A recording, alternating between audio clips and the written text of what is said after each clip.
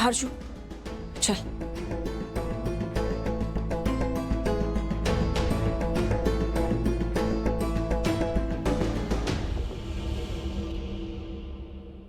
एक मिनट, सुना नहीं मॉम ने क्या कहा? हाँ, सिर्फ फैमिली वाले लोग यहाँ रुकेंगे और तुम फैमिली नहीं हो। अगर तुम फैमिली होती तो भाई की ये हालत नहीं होती। इनकी इस हालत की वजह सिर्फ तुम हो। आप लोग गलत समझ रहे हैं। समझ तो हमें नहीं आ रहा अमृता। कल तक तो विराट बिल्कुल ठीक था, फिर एक ही रात में ऐसा क्या कर दिया तूने इसके साथ जो इसका ये हाल हो गया? मैंने कुछ नहीं किया। कभी मैं समझ गई हूँ इस लड़के के शातिर दिमाग को। इसे लगा इसने तो शादी की है विराट से, तो कानूनन बीवी हो गई है ना, तो विराट के बिजनेस पर, पैसों पर इसका पूरा हक है।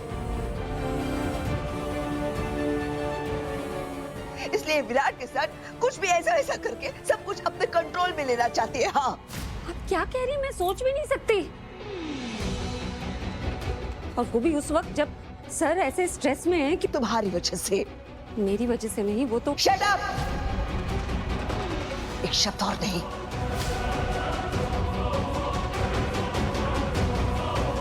जब तक विराट ठीक नहीं होता, तुम्हारी आवाज मेरे कानों को चुभ रही है।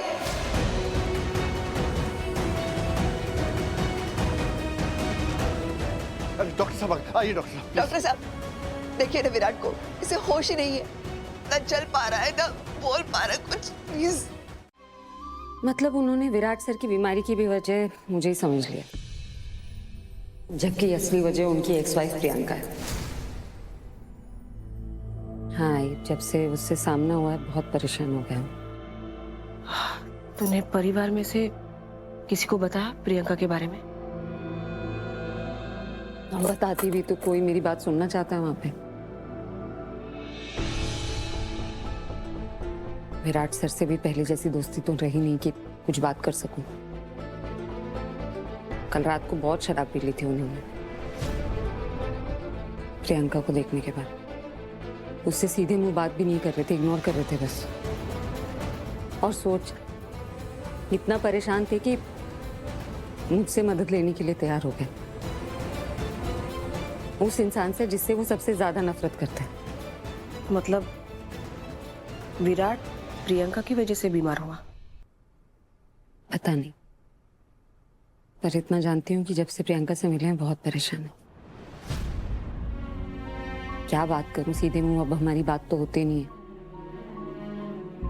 मुझसे जितना बन पड़ा मैंने किया, पर इतना तो श्योर है आई कि वो प्रियंका की वजह से बहुत ज्यादा परेशान है।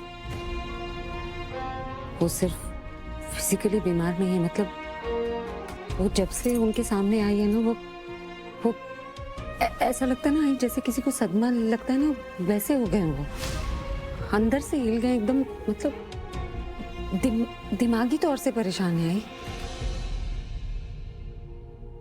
देखा मो, शायद तुझे मेरी बात अच्छी नहीं लगेगी, लेकिन विराट को इस वक्त तेरी जरूरत है, अपनी पत्नी की।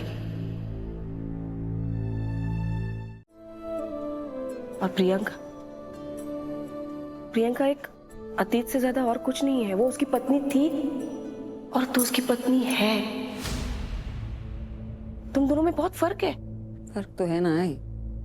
प्रियंका से उन्होंने इसलिए शादी की क्योंकि उससे प्यार करते थे, मुझसे इसलिए शादी की क्योंकि मुझसे नफरत करते हैं। ये शादी मेरी जिंदगी का सबसे बड़ा झूठ है, और उस घर में कोई मुझे पसंद तक नहीं करता, मैं क्यों जाऊं वहां? जितना कर सकती थी उतना कर दिया, अब और क्या करूं और क्यों? जितना किया उतना काफी नहीं है। देखो, तुम दोनों की अभी असली में शादी हुई है। फेरे लिए तुम दोनों ने? मैंने कहाँ फेरे लिया? फेरे तो उन्होंने लिए ना, मुझे जबरदस्ती तराजू में बिठा दिया बस। तेरी मांग भरी है विराट ने, और ये मंगलसूत्र विराट ने पहना है तुझे। हाँ, भले ये काले मणि ना दिखने में बहुत छोटे होते हैं, लेकिन दो लोगों को जोड़ के रखने की शक्ति होती है इसमें। तू ही बता, क्या विराट ने सबके सामने तुझे अपनी पत्नी नहीं कहा? कहा ना? जोश में कह दिया, गुस्सा आ रहा था उन्हें। और गुस्सा क्यों आया? क्योंकि कोई तुझे नुकसान पहुंचाना चाहता था, तुझसे बदतमीजी कर रहा था। कोई और तेरे लिए लड़ता? कोई भी लड़ता, इंसानियत के नाते कोई भी मदद करेगा ना। हाँ बराबर है, मदद करेगा, लेकिन क्या सबके सामने चिल्ला चिल्ला के अपनी पत्नी कहेगा? बार बार माफी मांगेगा, गले लगाएगा, हाथापाई करेगा उसके लिए? बता। देख, दिलदार जी ने मुझे सब कुछ बताया है। विराट ने जो कुछ तेरे लिए किया वो इसलिए क्योंकि उसे अभी भी तेरी परवाह है। मैं मानती हूँ जिस तरह से विराट ने तुझसे शादी की है जबरदस्ती, वो गलत है, लेकिन उसने ऐसा क्यों किया? क्योंकि उसे अभी भी लगता है कि तू उसकी माँ को नुकसान पहुंचाना चाहती थी, जबकि ये सच नहीं है। लेकिन जब तक ये सच उसके सामने नहीं आता, तुझे उसके साथ रहना पड़ेगा, हर सुख दुख में, उसकी हर छोटी से छोटी लड़ाई में, क्योंकि ये तेरा हक भी है और फर्ज भी, और ये तुझसे कोई छीन नहीं सकता। अमू, अधिकारों को छोड़ा नहीं जाता, उनके लिए लड़ा जाता है। क्या बात कर रही तू? कौन सा अधिकार? किससे लड़ूं और क्यों? क्यों?